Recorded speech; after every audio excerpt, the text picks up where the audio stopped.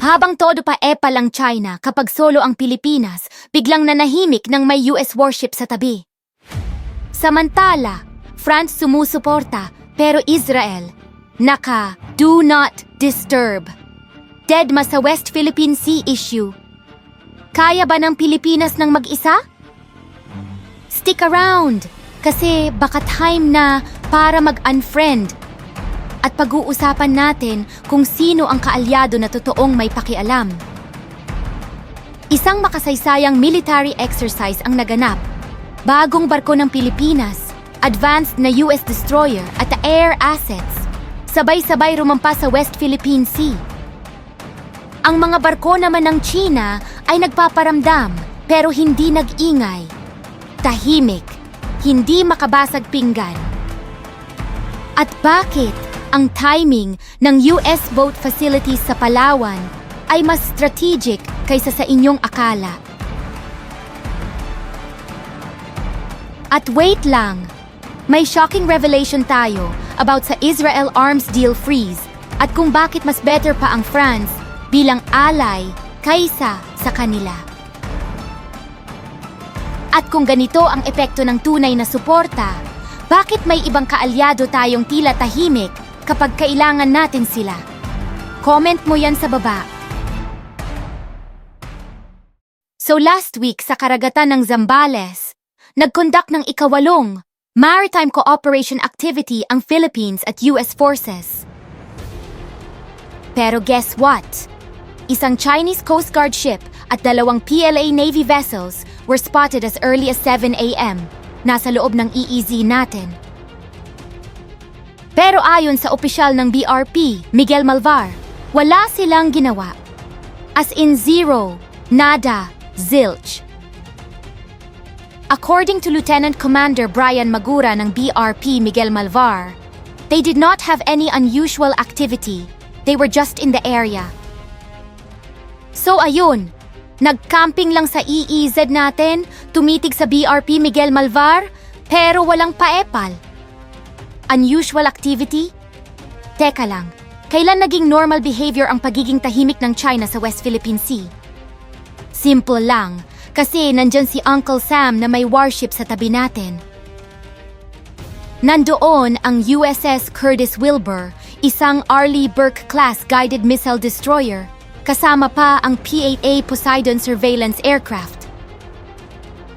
Kahit andyan ang barko ng China, wala silang lakas ng loob, umatake o manggulo. Kapag tayo lang, sinusuntok tayo. Pag may US, tahimik. Ilang beses na itong nangyari sa mga joint exercises. 8 beses na tayong nagsama ng US sa dagat at lahat ng beses na yon, nagbantay lang ang China pero hindi umeksena. Seriously, ang China ay parang yung classmate mo na bully pero biglang nakakalimot paano sumuntok pag andyan na si kuya. Pero hindi lang US ang bida sa eksena. Ipinakilala rin ang bagong barko ng Pilipinas, ang BRP Miguel Malvar. Ito ang bagong frigate mula South Korea. May advanced systems for surface, air, electronic, and anti-submarine warfare. First time din nitong ginamit ang AW-109 helicopter sa deck, a milestone para sa Philippine Navy. Sa simpleng termino, pumapantay na tayo, hindi na tayo pipitsugin sa dagat. But here's where it gets really interesting. Habang nag-o-observe ang China sa joint exercises, may mas malaking galaw sa Palawan. The US government has approved the construction of 2 boat maintenance facilities. Isa sa Naval Detachment Oyster Bay sa Puerto Princesa at isa sa Quezon Town. Mga lugar na strategically malapit sa Ayungin Shoal at epicenter ng China's "Let's pretend we own this" fantasy. Ang Oyster Bay, isa sa mga lokasyon, ay departure point ng supply ships natin patungong BRP Sierra Madre, yung outpost na laging inaabuso ng China. Ang sabi ng US Embassy, it's not a military base. Oo nga naman, It's just a massive facility for naval repair, support, logistics, and maybe a little flexing. Kung military base nga yan, baka sumabog ang kaluluwa ni Xi Jinping. Bottom line, we're building spine. With help. With purpose. Now, while ang China ay nagbabait-baitan at ang Israel biglang nawala ng signal, France rolled up like a real friend. So ang resulta? May interesting development sa defense procurement natin. According to recent reports, nag-freeze ang Philippines ng Israeli arms deals worth billions of dollars. Bakit? Kasi ayaw mag-declare ng Israel ng official support sa ating claims sa South China Sea. Imagine, binili natin ang Spider air defense systems nila, Atmos howitzers, UAVs, at 9 advanced warships worth $200 million. Tapos ngayon, na kailangan natin ng political support, biglang neutral sila? All we asked for was a simple, "Hey, we recognize your maritime rights." But nope, ang Israel ay biglang naging Switzerland. Tahimik, neutral, safe. At nung sinabi natin na, okay, walang statement, walang bagong kontrata, shock to the max ang Israel.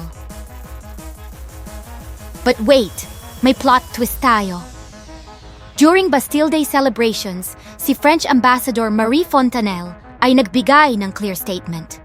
Sabi niya, "We are deeply committed to multilateralism, respect for international law, particularly the UN Charter, and the defense of the rule of law everywhere without double standards." Ibig sabihin, France recognizes our 2016 arbitral award victory. No ifs, no buts, no neutral nonsense. Now, we're even working on a visiting forces agreement with them. At least, may isa tayong kaibigan na hindi biglang nag-iiba ng topic pag nabanggit ang China. They even called us Blue Sister Nations. Our countries are like two blue sisters nations. Yes, France. The land of croissants and revolutions, showing more courage than the so-called Holy Land. So ano ang difference? France, na walang direct business interest sa region, mas vocal pa sa support kaysa sa Israel na kumikita ng hundreds of millions sa atin annually. Here's the kicker. Israel says our expectations are exaggerated. Really? So asking for support habang binubuli tayo sa ating karagatan is too much?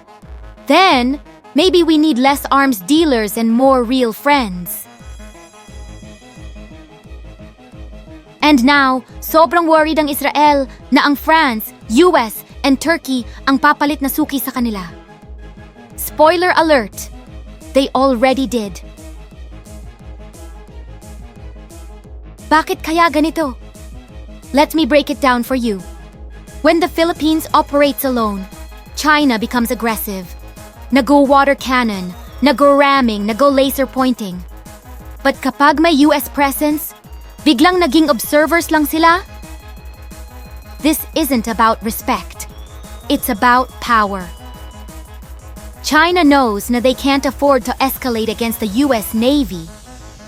The USS Curtis Wilbur alone has more firepower than most Asian navies combined. The US boat facilities in Palawan, the joint exercises, the French support, lahat to ay parte ng isang bigger strategy. We're not just building military capabilities, we're building a network of allies who are willing to stand with us.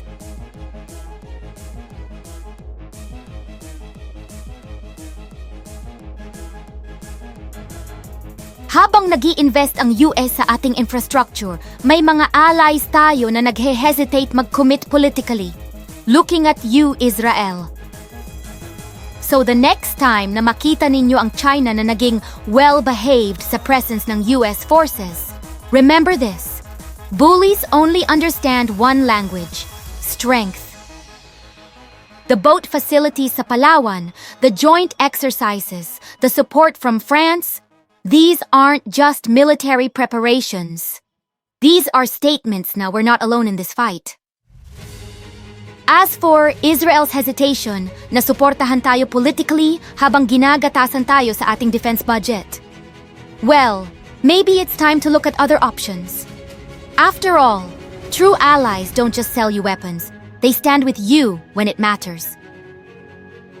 Mga kapulse point, ano sa tingin ninyo? Should we continue doing business with countries na ayaw i-recognize ang ating sovereignty?